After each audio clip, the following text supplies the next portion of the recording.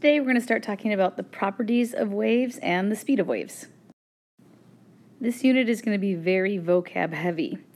You can see all the vocabulary words on the slide. The ones in red are the ones that you will be looking at a lot today. Yesterday we learned about simple harmonic oscillators, one of them being a simple pendulum. If you look at the picture on the right, you'll see that there's a sensor and a pendulum swinging back and forth. And if I were to graph out the position versus time, this is what the graph would look like as the pendulum was close to the sensor, and then as it moved away, and then it moved back towards, and then it moved away, and then it moved back towards, etc. And you can see that the nature of the position versus time graph is of a wave. Just like a simple harmonic oscillator, a pendulum or a spring, a wave has a period, and the period of a wave is also the time it takes for one complete cycle. A wave has an amplitude, and an amplitude is the maximum displacement from the resting position. So if we take a look at the slinky down here, if we were holding a slinky, one on each end, maybe you can even think of it as being on the ground, the slinky would have a resting position as straight across. The amplitude is the maximum displacement of the slinky from the resting position to like the highest point, or from the resting position to the lowest point. These are what we refer to as amplitude, and amplitude is measured in meters. Now, the wavelength of a wave is the distance from one point of a wave, like here, to the next identical point of a wave, here. The distance from here to here is known as the wavelength. The symbol is lambda. It looks like an upside down Y, and it is also measured in meters. You can go from the top of the wave to the top of a wave. You can go from the bottom of a wave to the bottom of the wave. You could do from the middle of the wave to the next identical middle of wave. A wave is just a way to transfer energy from one place to another. Some examples of waves include light. Sound is a wave. We can have water waves. Slinkies can make waves. Earthquakes is an example of waves. And the list goes on. The particles or I should say the material that transmits the energy is called the medium. The particles of the medium oscillate back and forth like pendulums and springs. These particles do not go from one point to another. In other words, they don't go from the beginning of the wave to the end of the wave. They simply just oscillate back and forth. They have no net displacement. The only thing that travels from, let's say, one end of the room to the other end of the room would be the energy. Take a look at each of the four following pictures. They're all examples of waves, and see if you can identify what the medium is that's carrying the wave energy.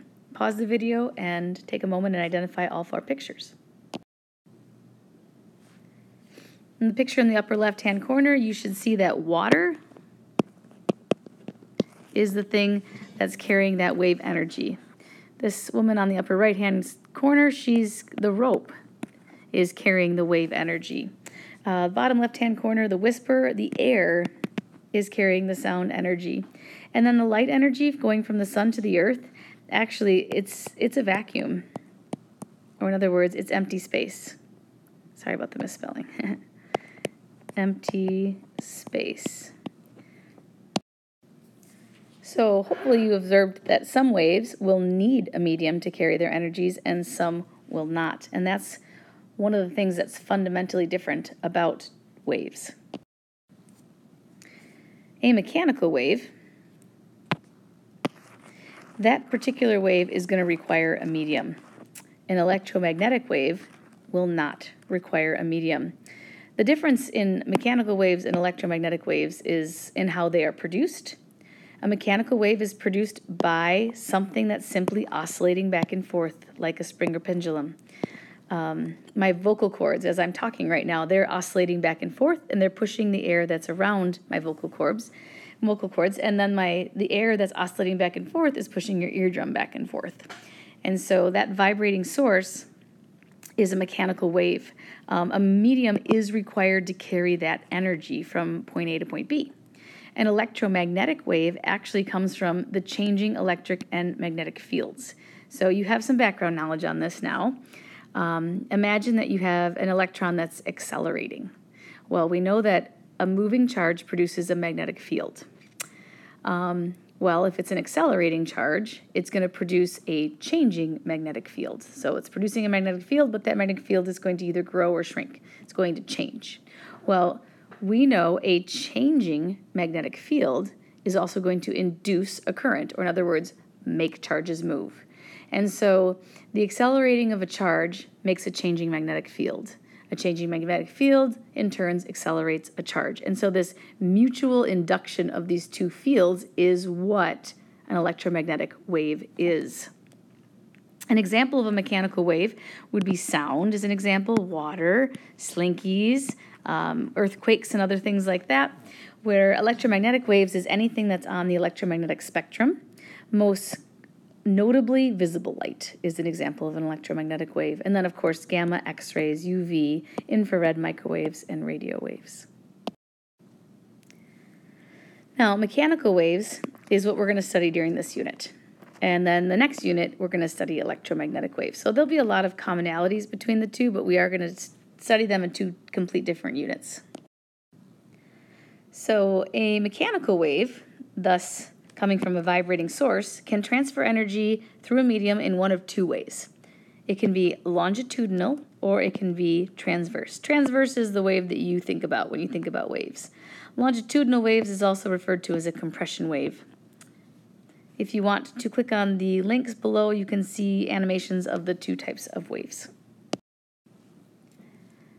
A transverse wave is a wave that, like I said, you think about, kind of the up, down. The energy moves in one direction, like this one would probably be moving to the right. But if you were to take a look at just one teeny tiny piece of medium, atom or molecule, it would just simply be oscillating up and down. And that energy would just carry across the room or across the medium as the medium oscillates up and down. So the definition is that the particles move perpendicular to the direction of the wave energy. If you take a look at the pictures here, the wavelength is shown as well as the amplitude. So we've got wavelength, we've got amplitude. We also have a couple other definitions. The top of the wave is known as the crest, and the bottom of the wave is known as the trough. The second type of wave is called longitudinal. A longitudinal wave is something where wave energy does travel in one direction, like let's say it's moving to the right, but then the atoms and molecules that make up the medium will simply be oscillating left and right.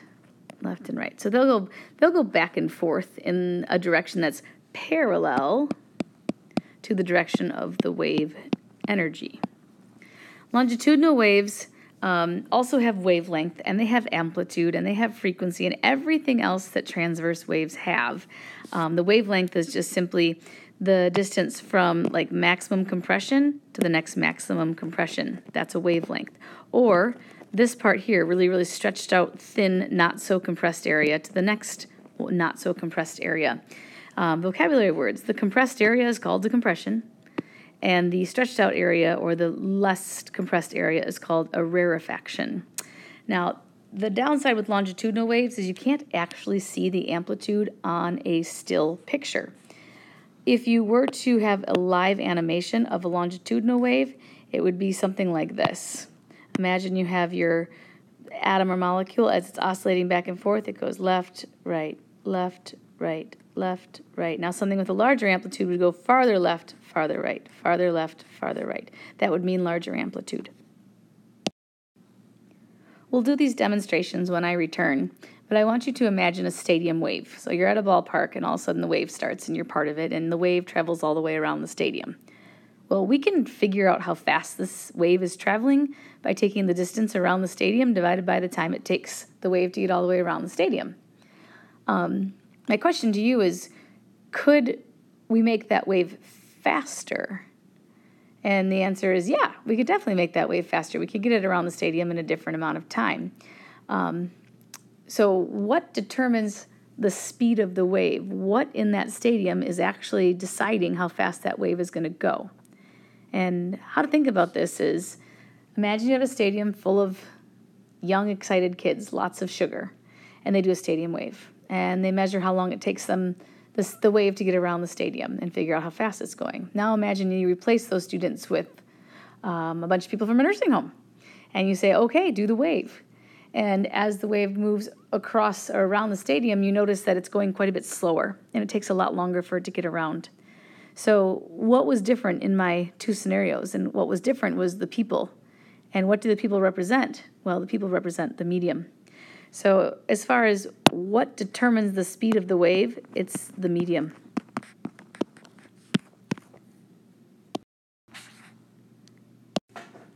So we can certainly calculate the speed of a wave by taking the distance that the wave travels divided by the time it takes to travel that distance, just like we've been doing so far. But sometimes it's really hard to find the distance that a wave travels and the time it takes a wave to travel in. So instead we look at a smaller part of the wave.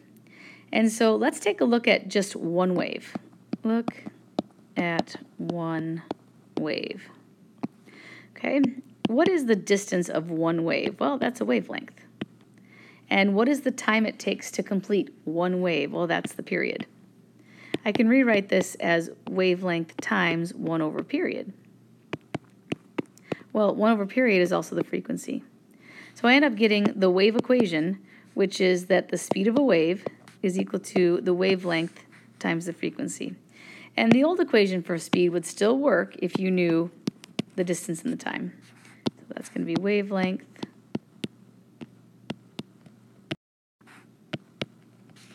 and frequency.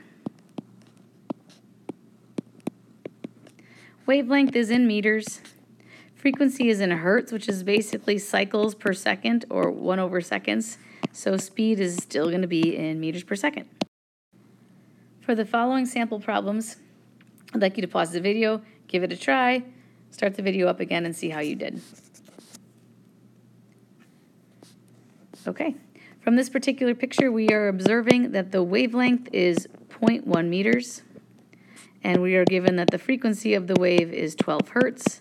The question is, find the speed. And this is just very easy plug and chug.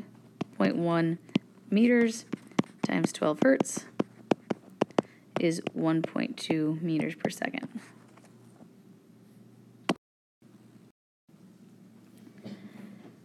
So in this particular problem, we're given that the speed is 2 meters per second, and that the distance between crests is 4 meters, and we're asked to find how much time passes between successive drenchings. So we're really looking at the time it takes to get from one crest to another. So I could go with the distance is 4 meters, and I could solve for time, going V equals D over T, and solve for time. The other option that I have is I could go with that my speed, of course, is 2 meters per second, my wavelength is 4 meters, and I'm really trying to solve for the period, because it says how much time passes between each successive drenching. So I could go with the wave equation and solve for frequency and get 2 over 4, in other words, 0.5. And then period is 1 over frequency, so 1 over 0.5 hertz is 2 seconds.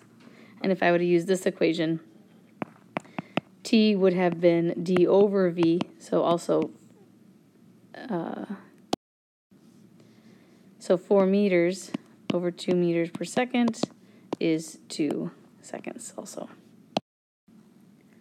A 500 hertz whistle is blown traveling at 340 meters per second. The sound echoes off of a wall and returns back 2 seconds after the noise originated. What is its wavelength? So I'm given the frequency, 500 hertz. I'm given the speed, 340 meters per second. I need to solve for wavelength. Suppose speed is wavelength times frequency. Wavelength is speed over frequency.